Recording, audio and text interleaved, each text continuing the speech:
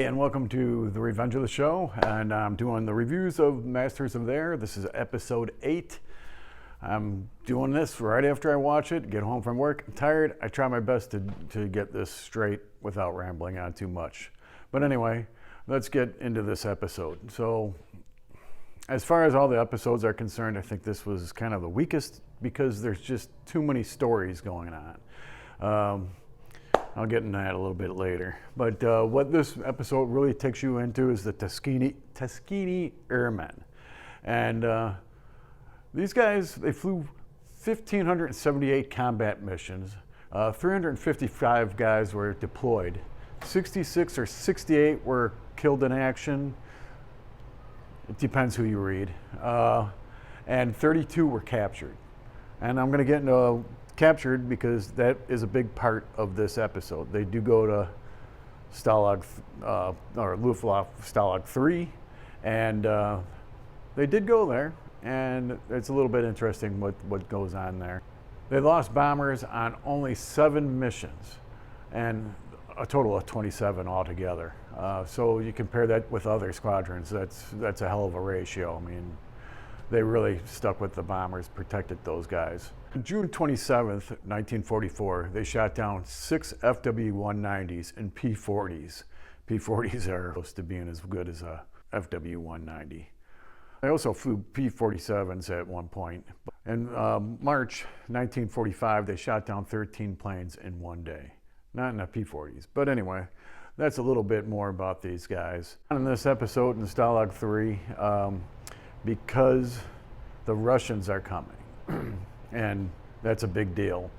I don't watch the previews for the next episode, but when the Russians do come, the Germans do get really panicky, which they should. I'm not even going to get into all that. So anyway, going back to these guys, they shot down 112 airplanes, 3 Me-262s, and now let's get into some of the people that they're focusing this episode on. There's Lieutenant Robert Daniels. This is an actual pic of his airplane at the bottom of the sea. And then there's Alexander Jefferson. This is his pic in the camp at Stalag 3. That's pretty amazing to have that. It's not mine, but there it is. Lieutenant Richard Macon. Now, he really broke his neck and his shoulder. Now, going back to the camp, now there was 28,000 8th Air Force personnel in camps all around Europe.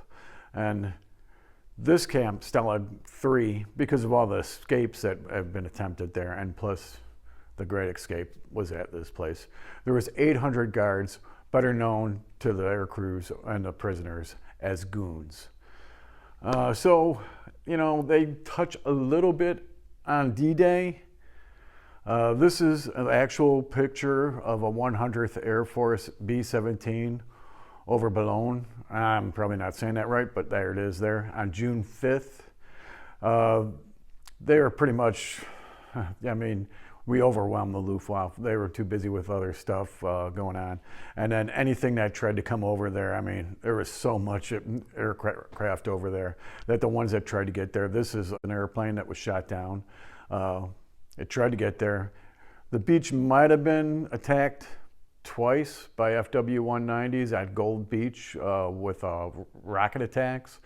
There's the longest day, I think they show like 2 airplanes attacking a beach.